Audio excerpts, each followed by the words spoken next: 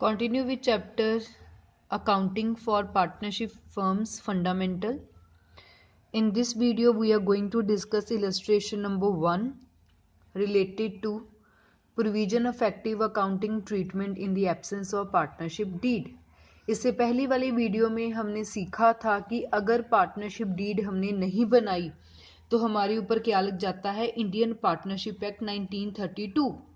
तो उसके अकॉर्डिंगली जो हमें पॉइंट्स मेंशन थे, जो प्रोविजंस थे, फिर कंपनी के ऊपर वो प्रोविजंस अप्लाई हो जाती हैं और कंपनी को वो प्रोविजंस के अकॉर्डिंगली ही अपनी अकाउंटिंग ट्रीटमेंट करनी पड़ती है। सो उन्हीं प्रोविजंस को ध्यान में रख के आज हम एक इलस्ट्रेशन को डिस्कस करेंगे। So illustration is Ambarish, Lalit and Charu were partners in a firm without a partnership deed. Company में अम्बरीश, ललित और चारू ये 3 पर्सन्स हैं और इन्होंने अपनी जो डीड है वो नहीं बनाई। जब डीड नहीं बनाई होती तो हमारे ऊपर क्या लग जाता है, Indian partnership act 1932। First point is Ambarish has contributed more capital than the other partners and demands interest on capital at 10% per annum, but Lalit and Charu does not agree with him.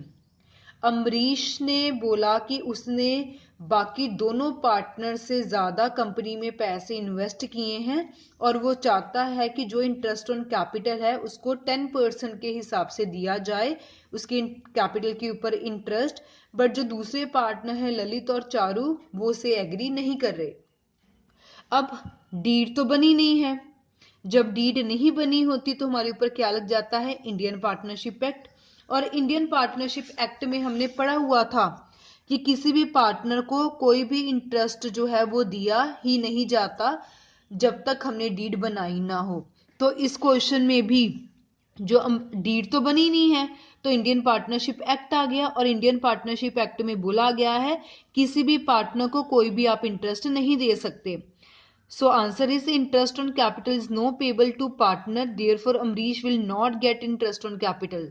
कि किसी भी partner को कोई भी interest on capital नहीं दिया जाएगा। सो जो अमरीश है उसको भी इंटरेस्ट ऑन कैपिटल नहीं दिया जाएगा। Second is Lalit devotes full time in the business and demands a salary और ₹5,000 पर month, but Amrish and Charu do not agree with him. अब जो ललित है वो बोलता है कि उसने कंपनी में पूरा टाइम रह के काम किया है तो उसको जो है पर मंथ के हिसाब से हर महीने 5,000 की सैलरी देनी चाहिए। बट अमरीश और चारू जो दूसरे पार्टनर्स है वो उसे एग्री नहीं करे। अब डीड नहीं बनी तो पार्टनरशिप एक्ट हमारे ऊपर लग जाएगा और पार्टनरशिप एक्ट में क्या बोला गया है, रेम्यूनरेशन ऑफ पार्टनर्स को लेकर नो, कि किसी भी पार्टनर को कोई भी हम सैलरी नहीं दे सकते। Interest remuneration is not payable to partner, therefore Lalit will not get salary, क्योंकि इंडियन पार्टनरशिप एक्ट लग गया और इंडियन पार्टनरशिप एक्ट में बोला गया है किसी को हम कुछ भी नहीं देते। सो जो ललित सैलरी की डिमांड कर रहा है, रेम्यूनरेशन की डिमांड कर रहा है, उसे कुछ भी नहीं मिलेगा।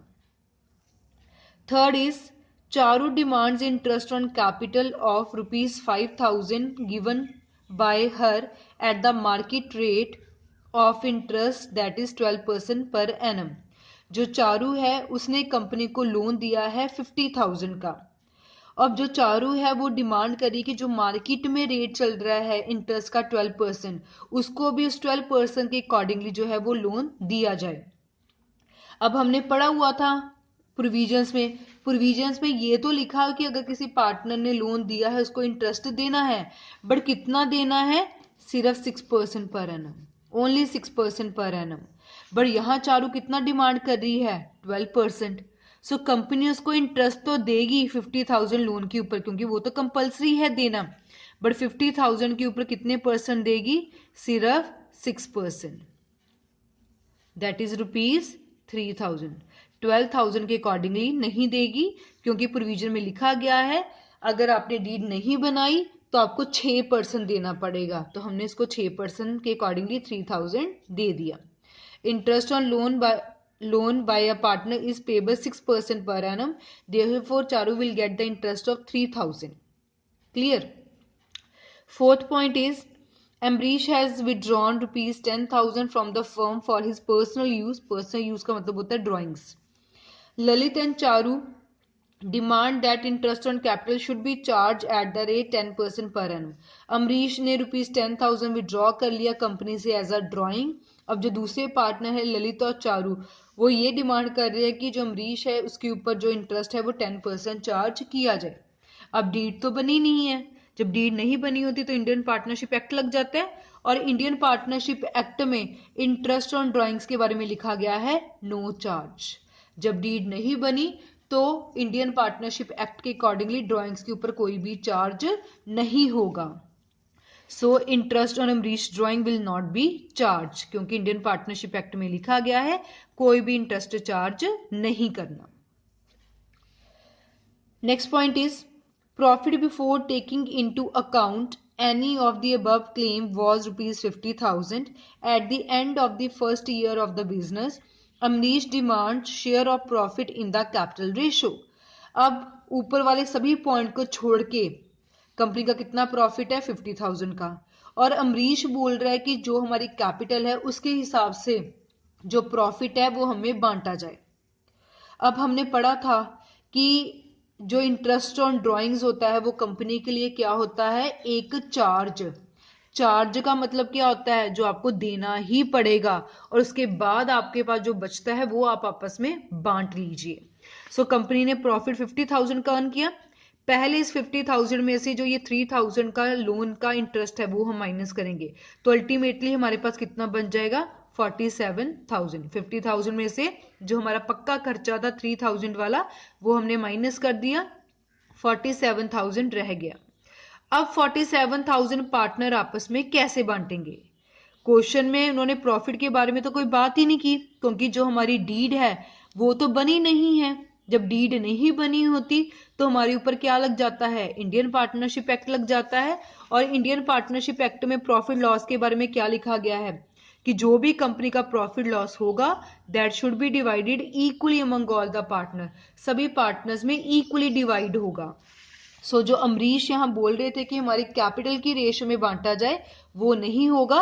जो कंपनी का 47,000 का इंटरेस्ट है वो सभी पार्टनर्स, तीनों पार्टनर्स में अमरीश, ललित और चारू तीनों में जो है वो इक्वल बांटा जाएगा।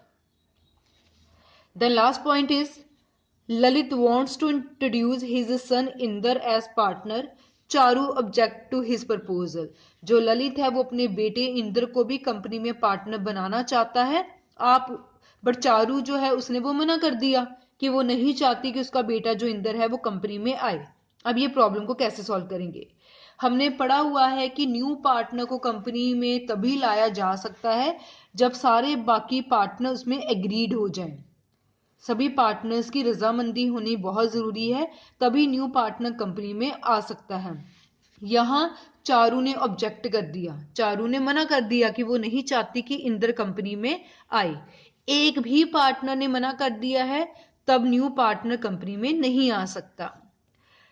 Answer is a person can not be introduced as partner without the consent of all the partner, कि किसी भी न्यू पार्टनर को हम कंपनी में नहीं ला सकते जब तक बाकी सारे पार्टनर अपना कंसेंट, अपनी मंजूरी नहीं देते। Therefore, Inder can not be admitted into partnership because of Charu objected. अब इंदर को हम कंपनी में नहीं ला सकते क्योंकि चारू ने ऑब्जेक्ट कर दिया है, चारू ने मना कर दिया है। So this was about illustration number 1। इसमें हमने बेसिकली यही पढ़ा कि अगर हमने पार्टनरशिप डीड नहीं बनाई तो हमारे ऊपर इंडियन पार्टनरशिप एक्ट लग जाता है। फिर हमें इंडियन पार्टनरशिप एक्ट की प्रोविजंस के अकॉर्डिंगली प्रॉब्लम को कैसे सॉल्व करना है। अगर तो हम डीड बनाते फिर हम डीड में लिखी हुई बातों को फॉलो करते। अब डीड नहीं बनाई हुई तो हम इंडियन पार्टनरशिप एक्ट को फॉलो करते हैं। तो उसके अकॉर्डिंगली हमने एक इलस्ट्रेशन डिस्कस की जिसमें अलग अलग प्रॉब्लम को कैसे सॉल्व किया जा सकता है।